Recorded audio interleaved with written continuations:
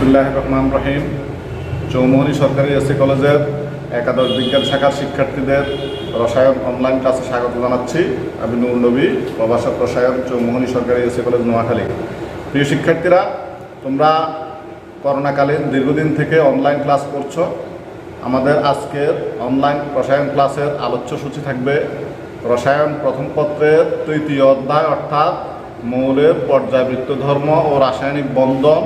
এই মৌলের পর্যায়বৃত্ত ধর্ম ও রাসায়নিক বন্ধন এটি একটি বড় অধ্যায়। এটার ভিতর থেকে আমাদের আজকের আলোচ্য সূচি সেটা হলো সমযোজী বন্ধন ও এর প্রকারভেদ, অর্থাৎ সমযোজী বন্ধন কি, এটি কত প্রকার ও কী কী, সেটা নিয়ে আজকে আমাদের বিশদ আলোচনা থাকবে। তো তোমরা সবাই দেখতে থাকো, আমরা পর্যায়ক্রমে এটা আলোচনা করতে থাকবি। তোমরা এটা নোট করো, তোমরা ভালো করে মনোযোগ দিয়ে পড়লে আশা করি তোমরা এগুলো বুঝতে পারবে। তাহলে আমরা শুরুতে একটু জেনে নিতে সমযোজী বন্ধন কি। দুটি অধাতব পরমাণুর মধ্যে ইলেকট্রন যুগল শেয়ারিংয়ের মাধ্যমে যে রাসায়নিক বন্ধন সৃষ্টি হয় তাকে বলা হয় সমযোজী বন্ধন। প্রিয় শিক্ষার্থীরা, খেয়াল করা, দুটি অধাতব পরমাণুর মধ্যে ইলেকট্রন যুগল শেয়ারিংয়ের মাধ্যমে যে রাসায়নিক বন্ধন সৃষ্টি হয় তাকে বলা হয় সমযোজী বন্ধন। অর্থাৎ এই বন্ধনটা গঠিত হওয়ার জন্য দুটো অধাতব পরমাণু লাগবে, আর দুটো অধাতব পরমাণু প্রত্যেকে একটা করে ইলেকট্রন দান করবে। ইলেকট্রন দান করার মাধ্যমে এক জোড়া ইলেকট্রন সৃষ্টি করবে, অর্থাৎ ইলেকট্রন যুগল তৈরি করবে। সেই ইলেকট্রন যুগল উভয় পরমাণু আবার সমানভাবে শেয়ার করবে। এভাবে যে রাসায়নিক বন্ধনটা তৈরি হবে সেটাকে আমরা বলবো সমযোজী বন্ধন। যেমন যে হাইড্রোজেন পর্যায়সারণীর 1 নম্বর মৌল যেটা হাইড্রোজেন যদি আমরা ইলেকট্রন বিন্যাস করি তাহলে তার ইলেকট্রন পাই আমরা একটা। তাহলে একটি হাইড্রোজেন যদি একটি ইলেকট্রন হয়, আরেকটি হাইড্রোজেনের আরেকটি ইলেকট্রন। এখন এই দুইটি অধাতব পরমাণু প্রত্যেকে একটা ইলেকট্রন দান করছে। এই হাইড্রোজেন একটি ইলেকট্রন দান করলো, এই হাইড্রোজেন একটি ইলেকট্রন দান করে উভয় এক জোড়া ইলেকট্রন সৃষ্টি করছে বা ইলেকট্রন যুগল তৈরি করছে। এই ইলেকট্রন যুগল উভয়ভাবে আবার সমভাবে শেয়ার করতেছে। এখন শেয়ারিংয়ের মাধ্যমে যে রাসায়নিক বন্ধনটা তৈরি হলো সেটা হলো মূলত সমযোজী বন্ধন। অনুরূপভাবে আমরা দেখাতে পারি, যখন হাইড্রোজেন একটা ইলেকট্রন আছে, ক্লোরিনেরও একটা বিজোড় ইলেকট্রন আছে। এখন এই হাইড্রোজেন এবং ক্লোরিনের মধ্যে যে বন্ধন সেটা হচ্ছে সমযোজী বন্ধন। তাহলে হাইড্রোজেন একটা ইলেকট্রন দান করলো, ক্লোরিন একটা ইলেকট্রন দান করলো, দান করে এক জোড়া ইলেকট্রন সৃষ্টি করলো বা ইলেকট্রন যুগল সৃষ্টি করলো। সেই ইলেকট্রন যুগল দান করলো, সেই ইলেকট্রন যুগল তারা আবার সমানভাবে শেয়ার করলো। শেয়ারিংয়ের মাধ্যমে যে বন্ধনটা তৈরি হলো সেটাকে আমরা বলছি সমযোজী বন্ধন। তাহলে এইভাবে মূলত সমযোজী বন্ধনটা তৈরি হয়। প্রিয় শিক্ষার্থীরা, এবার আমরা দেখব সমযোজী বন্ধন কত প্রকার ও কি কি। সমযোজী বন্ধন প্রধানত 2 প্রকার। 1 নম্বর হলো সিগমা সমযোজী বন্ধন। তাহলে আমরা লিখি সমযোজী বন্ধন 2 প্রকার। নাম্বার সিগমা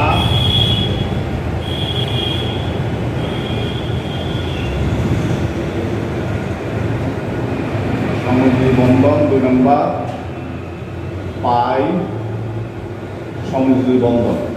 আমরা সহজে এটা কিন্তু বলি সিগমা বন্ধন, এটাও বলি। এটাকে আমরা অনেক সময় সাংকেতিক চিহ্নের মাধ্যমে আমরা দেখা যায় সিগমা বন্ধন।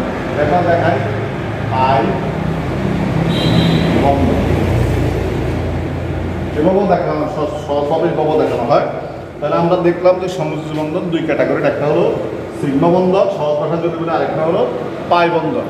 প্রিয় শিক্ষার্থীরা, এবার আমরা দেখবো যে সিগমা বন্ধন কাকে বলে আর পাই বন্ধন কাকে বলে। তাহলে শুরুতে আমরা সিগমা বন্ধন নিয়ে আলোচনা করি। প্রথম যেটা সিগমা বন্ধন।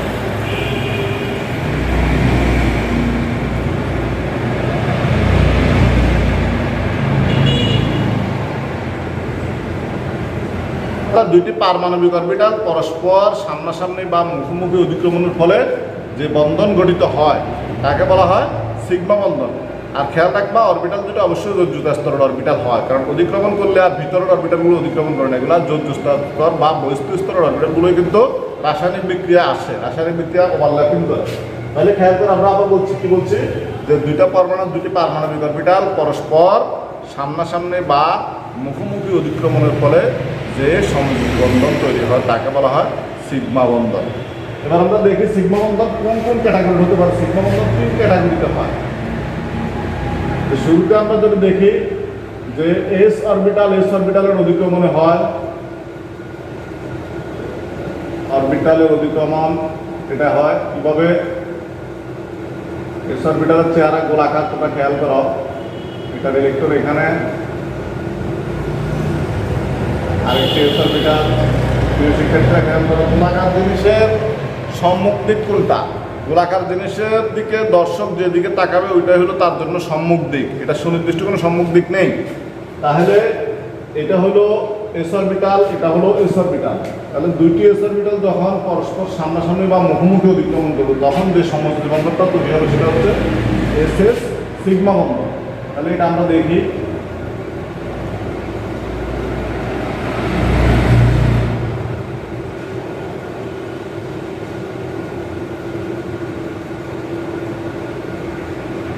এখন প্রিয় শিক্ষার্থীরা খেয়াল করো যে অধিক্রমণটাকে, অধিক্রমণ হচ্ছে একটি অরবিটালের কিছু অংশ আরেকটি অরবিটালের একটা নির্দিষ্ট অংশের উপর উঠে যাওয়া, এটাকে বলা হয় অধিক্রমণ, ইংরেজিতে বলা হয় ওভারল্যাপিং। তাহলে এটা হলো এস অরবিটাল অধিক্রমণ, এস অরবিটাল অধিক্রমণের মাধ্যমে যে বন্ধনটা হলো সেটা হলো সিগমা বন্ধন। যেটা আমরা একটা উদাহরণ দিতে চাই, তাহলে আমরা এস অরবিটাল হাইড্রোজেনের মধ্যে আরেকটা এস অরবিটাল আরেকটি হাইড্রোজেনের মধ্যে, তাহলে দুইটা মিলে কি হলো এইচ বন্ড এইচ, যেটাকে আমরা সহজভাবে বলি হাইড্রোজেন অণু, H2 অণু। তাহলে হাইড্রোজেনের মধ্যে সিগমা বন্ধন বিদ্যমান, তার মানে সোজা কথা এক বন্ধন হইলে সেটা কিন্তু সিগমা বন্ধন হয়। আচ্ছা, আর কোনটা অধিক্রমণ হতে পারে? এস অরবিটালের সাথে পি অরবিটালের অধিক্রমণ, sp অরবিটাল।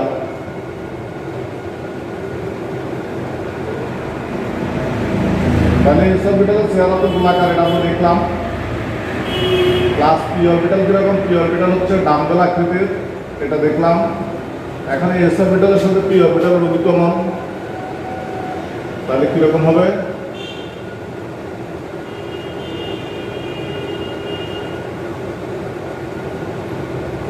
আমরা তো এখানে কালো করে দিচ্ছি, এখানে মূলত ইলেকট্রনগুলো এই জায়গায় অবস্থান করে।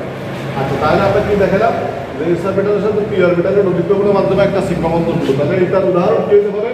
এস অরবিটাল তো আমরা বলছি যে হাইড্রোজেন পরমাণুতে এস অরবিটাল আছে আর ক্লোরিন পরমাণুতে পি অরবিটাল আছে। তার মানে হাইড্রোজেন আর ক্লোরিন মিলে এটা কি হলো? এটা হলো HCl। আরেকটা হতে পারে পি অরবিটাল ওভারল্যাপিং এর মাধ্যমে, পি অরবিটাল, পি অরবিটালের অধিক্রমণ।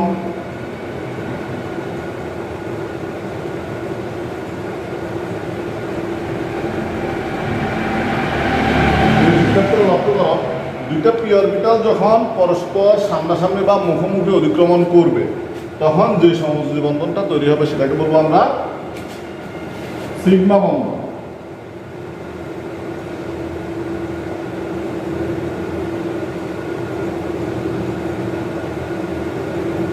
তাহলে এই যে এখানে তো ওভারল্যাপিংটা হলো সেটা হলো সিগমা বন্ধনের মাধ্যমে। তাহলে পি অরবিটাল কোথায় আছে? পি অরবিটাল উদাহরণ দিতে পারি ক্লোরিন। তাহলে ক্লোরিন মিলে কি হলো?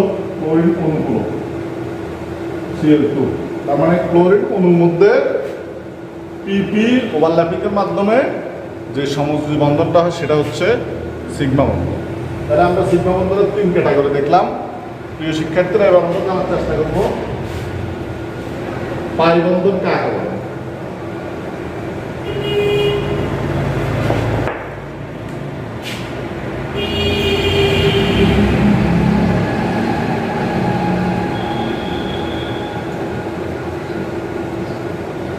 পাই বন্ধন, তাহলে পাই বন্ধন কাকে বলবো আমরা? প্রিয় শিক্ষার্থীরা লক্ষ্য করো, দুইটা পি অরবিটাল পরস্পর পাশাপাশি অধিক্রমণের ফলে যে সমযোজী বন্ধন তৈরি হয়, অর্থাৎ দুইটি পরমাণুর দুটি পি অরবিটাল পরস্পর পাশাপাশি অধিক্রমণের ফলে যে বন্ধন তৈরি হয় তাকে পাই বন্ধন বলে বা পাই সমযোজী বন্ধন বলে। এখন সেটা কিভাবে তৈরি হয় আমরা দেখাই। পি অরবিটাল আরেকটা পি অরবিটাল, এই পি অরবিটাল দুটা এরা পরস্পর পাশাপাশি অতিক্রমণ করবে।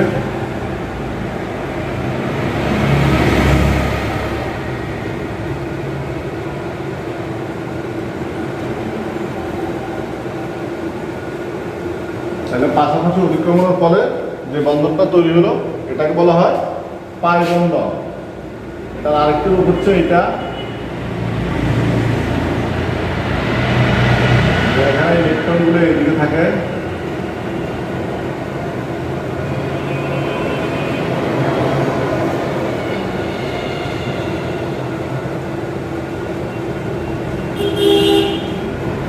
প্রিয় শিক্ষার্থীরা খেয়াল করো, তাহলে পাই বন্ধন কিভাবে হলো? দুটি পরমাণু দুটি পারমাণবিক অরবিটাল, অর্থাৎ দুইটা পরমাণু দুটা পি অরবিটাল, পারমাণবিক অরবিটালে মূলত এরা যখন পাশাপাশি অতিক্রমণ করবে তখন যে সমযোজী বন্ধনটা তৈরি হবে সেটা হলো পাই বন্ধন। আর পাই বন্ধন শুধুমাত্র পি অরবিটালের মধ্যেই ঘটে, কারণ এস অরবিটালের কোনো পাশের দিক পাওয়া যাবে না। এস অরবিটালের পাশের দিক, এস অরবিটালের যে দিকেই তুমি নিবা এটা কিন্তু সম্মুখ দিক হয়ে যাবে।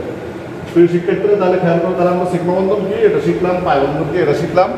এখন সিগমা বন্ধন যেহেতু আমরা শিখলাম, আমরা বলছিলাম যদি এক বন্ধন হয় সেটা হচ্ছে সিগমা বন্ধন। সিগমা বন্ধন পাই বন্ধনের তুলনায় অধিক শক্তিশালী, যেহেতু সরাসরি সামনাসামনি অতিক্রমণ ঘটে, এখানে ইলেকট্রন ডেনসিটি অনেক বেশি থাকে, এই কারণে সিগমা বন্ধনটা পাই বন্ধনের তুলনায় অনেক বেশি শক্তিশালী। আরেকটা জিনিস খেয়াল করবা, সিগমা বন্ধন কিন্তু বিশুদ্ধ অরবিটালের মধ্যে হয়, সিগমা বন্ধন কিন্তু শঙ্কর অরবিটালের মধ্যেও হয়। বিশুদ্ধ অরবিটাল কীরকম? সিগমা বন্ধন আমরা দেখাইছি যে এস অরবিটালের অধিক্রমণে সিগমা বন্ধন হয়, তাহলে দুটো এক ক্যাটাগরির। আবার দেখালাম আমরা পি অরবিটালের অধিক্রমণে সিগমা বন্ধন হয়, সেই দুটো কিন্তু এক ক্যাটাগরি, এগুলো বিশুদ্ধ অরবিটালের মধ্যে হচ্ছে। আবার আমরা দেখাচ্ছি এস অরবিটালের সাথে পি অরবিটালের অধিক্রমণে কিন্তু সিগমা বন্ধন হয়, সেটাকে আমরা বলছি শঙ্কর অরবিটালের অধিক্রমণে সিগমা বন্ধন। তার মানে সিগমা বন্ধন বিশুদ্ধ অরবিটালের মধ্যেও ঘটে, শঙ্কর অরবিটালও ঘটে। আর পাই বন্ধন যেটা, সেটা শুধুমাত্র পি অরবিটালের মধ্যে সংঘটিত হয়, এখানে এস অরবিটালে কোনো পাই বন্ধন ঘটে না। আর যেহেতু এটা সাইড বাই সাইড ওভারল্যাপ করে, সাইড বাই সাইড ওভারল্যাপিংয়ের কারণে এখানে ইলেকট্রন ডেনসিটি অক্ষ বরাবর ইলেকট্রন ডেনসিটি তুলনামূলক কম থাকে, এই কারণেই এই বন্ধনটা সিগমা বন্ধনের তুলনায় কিছুটা দুর্বল প্রকৃতির হয়। আবার খেয়াল করবা যে সিগমা বন্ধন আলাদাভাবে পাওয়া যায়, পাই বন্ধন কিন্তু আলাদাভাবে পাওয়া যায় না, আলাদাভাবে পাই বন্ধন অবস্থান করে না। কোনো পরমাণুর মধ্যে যদি একাধিক বন্ধন থাকে তাহলে সেখানে সিগমা বন্ধন গঠিত হওয়ার পরেই কিন্তু পাই বন্ধন গঠিত হয়, তখন দুইটা পি অরবিটাল পাশাপাশি অতিক্রমণ করে। তার মানে কি দাঁড়ালো? পাই বন্ধন কিন্তু একক বন্ধনের ভিতরে নাই, যেখানে যেসব অণুর মাঝখানে দুই পরমাণুর মাঝখানে দুইটা বন্ধন বা তিনটা বন্ধন থাকে তাদের ভিতরে কিন্তু পাই বন্ধন থাকে। যেমন অক্সিজেন অণু, এটাকে যদি আমরা লিখি অক্সিজেন ডাবল বন্ড অক্সিজেন, তাহলে একটা সিগমা একটা পাই। আবার নাইট্রোজেন অণু, এখানে নাইট্রোজেন কিন্তু ট্রিপল বন্ড বিদ্যমান, কারণ নাইট্রোজেন ট্রিপল বন্ডের ভিতরে একটা হলো সিগমা আর পাই বন্ধন হলো দুইটা, তার মানে দুই পরমাণুর মাঝখানে সিগমা বন্ধন কিন্তু একটাই হয়। আবার দুই পরমাণুর মাঝখানে পাই বন্ধন কিন্তু একাধিক থাকতে পারে, একটাও হইতে পারে দুইটাও হইতে পারে, আবার অনেক সময় পাই বন্ধন নাও থাকতে পারে। তার মানে বোঝা গেল যে দুই পরমাণুর মাঝখানে অবশ্যই সিগমা বন্ধন থাকবে, পাই বন্ধন থাকতেও পারে নাও থাকতে পারে, থাকলে একটাও হইতে পারে আবার দুইটাও হইতে পারে, আবার নাও থাকতে পারে। প্রিয় শিক্ষার্থীরা, তাহলে এই হলো আমাদের মোটামুটি সমযোজী বন্ধন ও এর প্রকারভেদ। তাহলে আমরা জানলাম সমযোজী বন্ধন কি, সমযোজী বন্ধন কত প্রকার, সিগমা বন্ধন কি, পাই বন্ধন কি, সিগমা বন্ধন কীভাবে গঠিত হয়, পাই বন্ধন কীভাবে গঠিত হয়, এরপর সিগমা বন্ধনের কী কী বৈশিষ্ট্য আছে, পাই বন্ধনের কী কী বৈশিষ্ট্য আছে। তোমরা সিগমা বন্ধন ও পাই বন্ধনের মধ্যে পার্থক্য লিখবে, কলেজের একটা হোমওয়ার্ক থাকবে, যে সিগমা বন্ধন হোমওয়ার্কটা লিখে রাখো।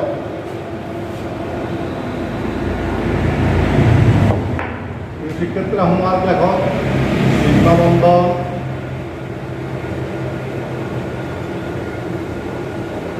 ও পাই বন্ধনের মধ্যে পার্থক্য লিখো।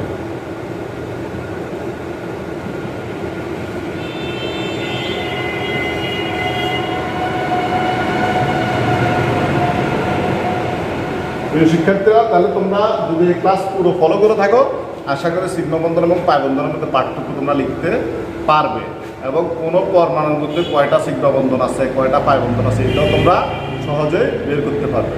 এবং এই জাতীয় প্রশ্ন কিন্তু পরীক্ষার এমসিকিউতে প্রায় থাকে, যে এই পরমাণুর মধ্যে কয়টি সিগমা কয়টি পাই, এই অণুর মধ্যে কয়টি সিগমা কয়টি পাই। যেমন একটা প্রশ্ন প্রায় থাকে যে বেনজিনের ভিতরে কয়টি সিগমা কয়টি পাই। তাহলে তোমরা যদি এগুলো ভালো করে খেয়াল করো কিন্তু এই প্রশ্নের আনসারও পাবা। আমরা দেখি বেনজিন,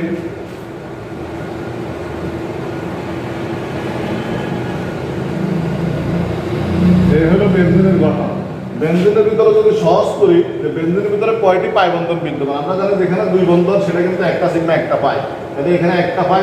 বেনজিনের ভিতরে তিনটা দ্বিবন্ধন, তাহলে প্রত্যেকটা দ্বিবন্ধনে একটা করে পাই বন্ধন, তাহলে তিনটার মধ্যে তিনটা পাই বন্ধন। তাহলে বেনজিনের ভিতরে পাই বন্ধন কিন্তু তিনটা, পাই বন্ধন তিনটা মানে পাই ইলেকট্রন কয়টা, পাই ইলেকট্রন একটা মানে দুটা করে ইলেকট্রন, তাহলে 3 দুগুণে 6টা ইলেকট্রন, পাই ইলেকট্রন হচ্ছে 6টা, পাই বন্ড 3টা। সিগমা বন্ধন কয়টা প্রিয় শিক্ষার্থী দেখা যাবে, বেনজিনের সিগমা বন্ধন কয়টা তোমরা কিন্তু জানো, বেনজিনের সংকেত হচ্ছে C6H6। এখানে কিন্তু প্রত্যেক কোণায় কিন্তু একটা একটা হাইড্রোজেন আছে প্রিয় শিক্ষার্থীরা, খেয়াল রাখতে হবে। এটা কিন্তু আমরা দেই না, কিন্তু আছে, দেই না মানে নাই তা কিন্তু নয়, আছে। প্রিয় শিক্ষার্থীরা, তাহলে এখন কিন্তু তোমরা খুঁজে পাবো যে বেঞ্জিনের ভিতরে কয়টি সিগমা বন্ধন আছে। তাহলে বেঞ্জিনের ভিতরে তোমরা করো এখানে 1 2 3 4 5 6, এই চক্রের মধ্যে আছে 6টা, এরপর বাহিরে আছে আরো 6টা, 1 2 3 4 5 6, তাহলে 6 6 12টি। তার মানে বেঞ্জিনের ভিতরে সিগমা বন্ধন আছে 12টি। এখন তোমরা হিসাব করার জন্য যদি হাইড্রোজেন এগুলোকে গণনা না করো তাহলে কিন্তু তোমাদের ভুল হবে। আমরা জেনারেলি যেটা লিখি যে C6H6, যেটা যে গাঠনিক সংকেতটা লিখি কেকুল গঠন যেটা, সেখানে কিন্তু আমরা হাইড্রোজেনগুলো দেখাই না, কিন্তু হাইড্রোজেনগুলো অবশ্যই সিগমা বন্ধনের মাধ্যমে বেঞ্জিনের সাথে যুক্ত আছে। তাহলে আমরা কি পেলাম, বেঞ্জিনের ভিতরে সিগমা বন্ধন হলো 12টি, আর পাই বন্ধন হলো 3টি, পাই ইলেকট্রন হলো 6টি। যদি বলে যে বেঞ্জিনের সিগমা ইলেকট্রন কতটি, তাহলে সিগমা ইলেকট্রন হবে 12 দুগুণে 24টি, কারণ একটা বন্ধনে 2টা করে ইলেকট্রন থাকে। প্রিয় শিক্ষার্থীরা, তাহলে এইভাবে তোমরা যে কোনো অণুর মধ্যে কয়টি সিগমা বন্ধন আছে, কয়টি পাই বন্ধন আছে, তোমরা সহজেই হিসাব করতে পারবে। তো আজকে এ পর্যন্তই। তোমরা সবাই সুস্থ থাকো, ভালো থাকো, তোমাদের সুস্বাস্থ্য এবং দীর্ঘায়ু কামনা করে আজ এখানে রাখছি। আল্লাহ হাফেজ।